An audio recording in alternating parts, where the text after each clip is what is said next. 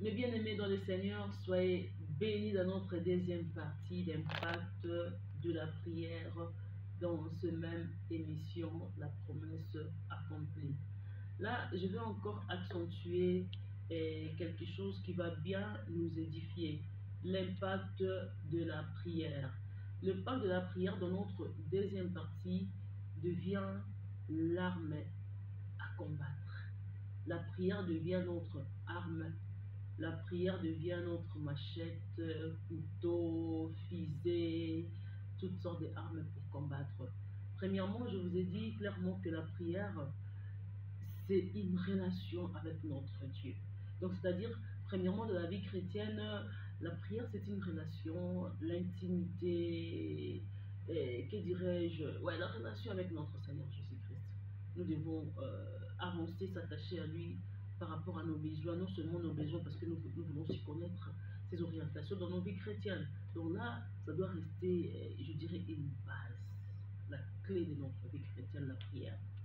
J'ai essayé d'épingler aussi la prière par rapport à la foi.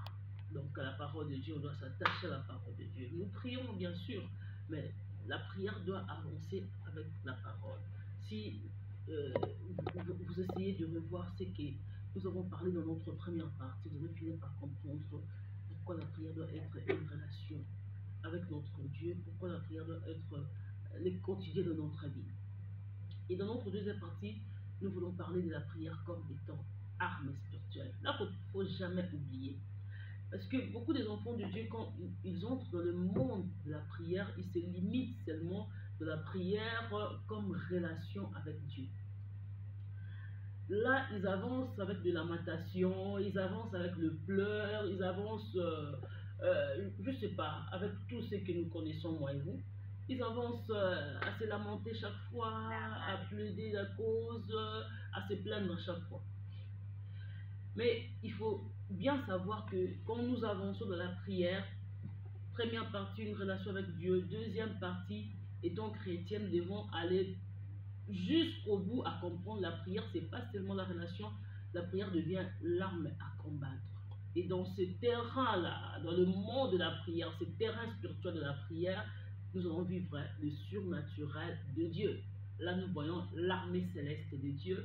Là, nous voyons comment est-ce que nous devons combattre dans la prière. Vous voyez, si tu arrives seulement à comprendre que la prière, c'est pas seulement une relation avec Dieu, la prière, c'est aussi l'arme spirituelle que nous devons combattre avec. Bien-aimé, tu ne vas pas te plaindre, tu ne vas pas pleurer, tu vas plus te lever.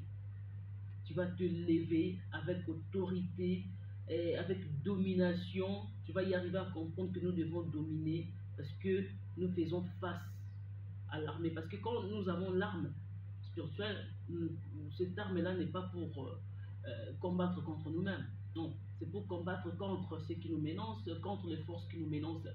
Donc, quand déjà nous arrivons à combattre contre les forces qui nous menacent, nous entrons dans un terrain qui est spirituel. L'arme, c'est la prière. La force, nous devons avancer avec la parole de Dieu. Et là maintenant, la prière va nous orienter clairement dans le domaine surnaturel. Alors, on ne peut pas avancer comme cela quand nous avons déjà connaissance, prière étant arme spirituelle. Dieu va nous ouvrir les yeux, va nous révéler les dons que nous avons, les grâces que nous avons pour bien combattre le domaine surnaturel.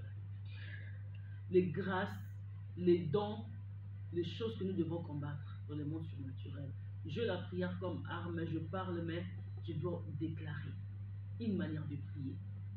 Je dois déclarer, je dois comprendre ce que Dieu m'a dit. Je dois comprendre d'abord si Dieu m'autorise à combattre dans ce problème, dans ce camp-là, dans ce niveau-là, premièrement.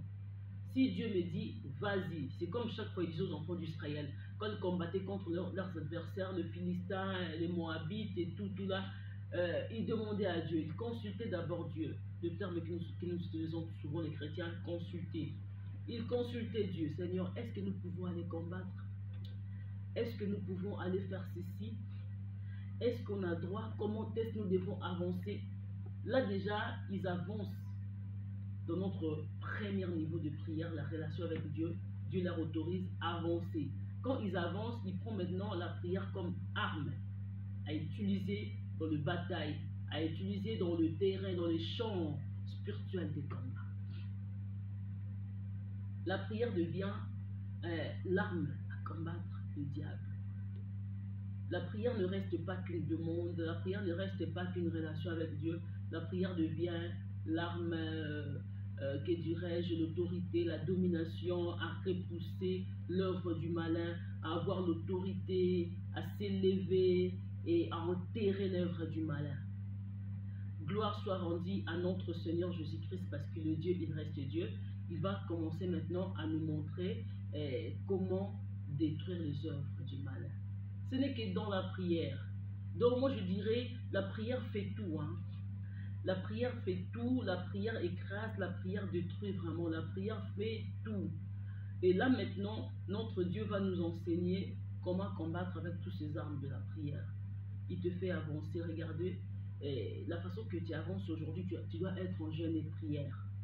Vous voyez que le jeûne, ce n'est pas chaque jour, le jeûne, c'est plus par orientation. Mais la prière, c'est notre mode de vie, c'est notre quotidien. Et là, maintenant, il te dit, il va gêner. Peut-être il te dit, il ne faut pas parler à tous ces gens-là, il faut éviter une telle personne. Il y a des orientations que Dieu va te donner tout simplement pour t'épargner dans ces combats. Dans ces systèmes de combat, il ne faut pas parler à un, il ne faut pas parler à deux, il ne faut pas parler à trois, il faut repousser un tel, il faut faire ceci. Il cherche maintenant que tu repousses tous ces gens qui peuvent t'induire dans des erreurs, dans des échecs. Vous voyez? La prière maintenant nous aide à comprendre comment réussir quelque chose. La prière nous aide à comprendre, à tenir, que dirais-je, nos promesses dans la main. La prière nous aide à réussir dans la vie, à posséder notre destin. Mais seulement si nous sommes bien disciplinés. Hein, si nous sommes bien disciplinés, il te dit, il ne faut pas avancer avec l'autre. Il ne faut pas tenir une telle chose. La façon que tu te lèves aujourd'hui, hein, tu as quelque chose à faire, tu dois avoir le travail par exemple. Il ne faut pas toucher ton téléphone, il ne faut pas entrer dans les réseaux sociaux. Peut-être si le chef va t'appeler, tu prends seulement le chef. Réseaux sociaux, interdit, va maintenant prendre la chose de telle et de telle manière. La façon que tu avances, intercède dans ton cœur, évite un peu de mauvaises pensées et tout, parce que le diable veut entrer dans tes pensées pour détruire ce que tu veux prendre. Vous voyez, c'est un combat pour posséder peut-être le travail, c'est un combat pour posséder peut-être le mariage, c'est un combat pour posséder peut-être les enfants. Dieu t'oriente de quelle manière tu dois posséder, mais ce n'est qu'à travers la prière. Il t'ouvre les yeux, il te révèle des choses, hein, il t'oriente de ce que tu dois faire, de ce que tu ne dois pas faire, mais c'est dans cette profondeur de relation avec Dieu, dans cette mode de prière avec Dieu. Ça t'enseigne, ça t'oriente, ça te dit des choses que tu dois faire et des choses que tu ne dois pas faire. C'est pour ça que la prière doit être notre vie, doit être notre quotidien, voulu ou pas. Notre réussite étant chrétien, c'est dans la prière. Tout ce que nous voulons vivre, c'est dans la prière. Et ils ont leur Dieu, le monde, et ils vivent de leur façon, ils savent qui contacter, ils savent comment leur Dieu les oriente pour vivre tout ce qu'ils veulent. Nous avons notre Dieu, il va nous orienter de la manière que nous devons toucher ce que nous voulons prendre. La prière, c'est un monde à part. La prière nous fait du bien. Si nous allons parler de la surnaturelle de la prière, si nous devons entrer pour posséder des choses, vous voyez, là maintenant, on ne se limite pas que dans toutes les orientations, on va plus loin à pratiquer, à mettre en marche ce que Dieu nous dit. Là, ça devient maintenant la marche dans la prière. Pratiquer la prière. La marche dans la prière. C'est pour ça qu'on dit comment prier. Oh, prier sans cesse.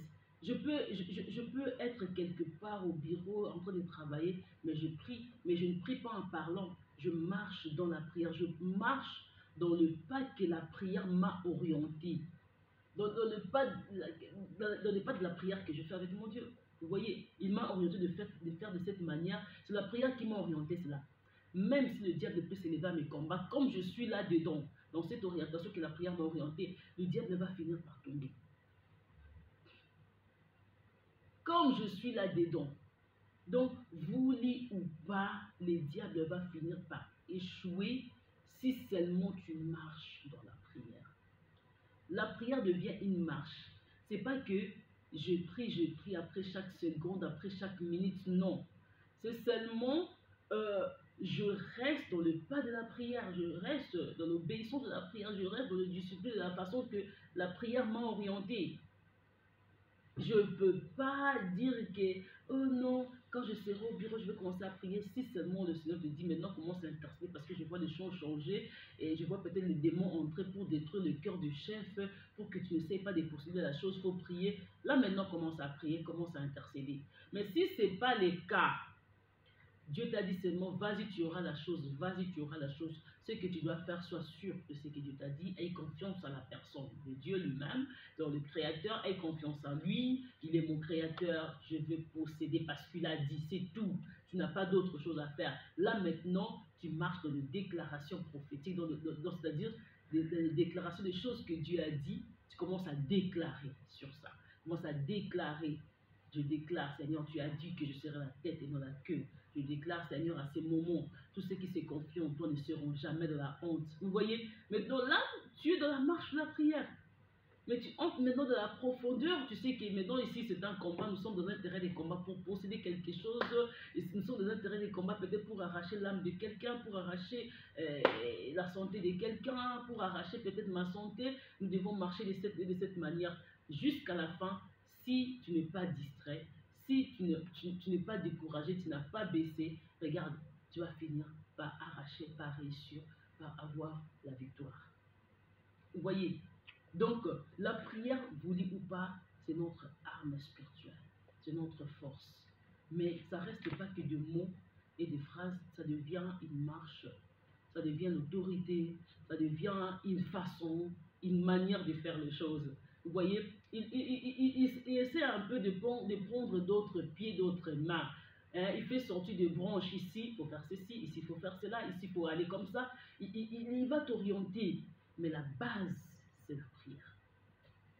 En tout cas, bien-aimés dans le Seigneur, soyez bénis. Je suis vraiment très contente de partager avec vous, bien-aimés dans le Seigneur, le monde de la prière que moi j'appelle l'impact de la prière. Donc, c'est l'impact de la prière, mais moi j'appelle ça le monde. Et excusez-moi de renverser cette phrase. Donc, le thème, c'est l'impact de la prière, mais moi j'appelle ça le monde. Parce que c'est un monde de la prière, c'est tellement vaste, c'est tellement profond. Nous allons dans le surnaturel pour comprendre tout ce qui se passe dans le domaine spirituel. Vous voyez, et là où quelqu'un était attaché, toi tu ne savais même pas, mais c'est dans la prière que Dieu va t'orienter. La personne est attachée quelque part, va détacher la personne et tout, paf. Tu entres, tu pries, Dieu t'oriente, avance, tu tiens ces versets, tu dis comme ça, tu dis, essaye de répéter, essaye de faire la même chose, tu vas maintenant détacher la personne, paf, la personne est libre, sa vie automatiquement change, et après, pouf, et la vie de la personne change, et je ne savais pas, tu regardes comme ça, c'était que dans la prière. C'est que dans la prière, une réussite se fait dans la prière, le changement, l'avancement se fait dans la prière. Tu verras dans la vie de la reine Esther, pendant 3 jours de jeûne et prière par l'orientation du Saint-Esprit lui-même. Et après, ils avaient besoin de vivre la délivrance, le changement de vie. Ils avaient besoin de vivre l'avancement de quelque chose. Et qu'est-ce qui est passé? Dieu leur oriente la prière. La prière 3 jours après. Et après ce 3e jour, je vous dis clairement, il y avait des choses qui avaient changé automatiquement. Le roi ne pouvait plus dire les contraires. Il pouvait que répéter ce qu'Esther disait. Et Barokou Faté, Malona qui pouvait échanger bénédiction. Est-ce que balancer une malédiction commis? Bénédiction, c'est pour dire tout simplement, la prière c'est notre arme, c'est notre force. Ça ne reste pas que les mots et les phrases, mais ça prend une autre forme dans le domaine spirituel et ça rend ce qui est passé en action dans le domaine spirituel, ça les rend automatiquement visibles. C'est pour ça que je vous appelle vraiment dans un monde de prière, je vous appelle à entrer dans la profondeur de la prière. Je sais que Dieu nous fera grâce. Vous allez encore écouter notre 3e partie prochainement, mais pour aujourd'hui, nous prenons fin dans ce 2e partie. Donc, Soyez bénis au nom de Jésus-Christ, que le Seigneur vous protège, que la bénédiction du Très-Haut soit avec vous. À la prochaine avec vous, Maman Landy, dans l'émission La Promesse accomplie. Amen.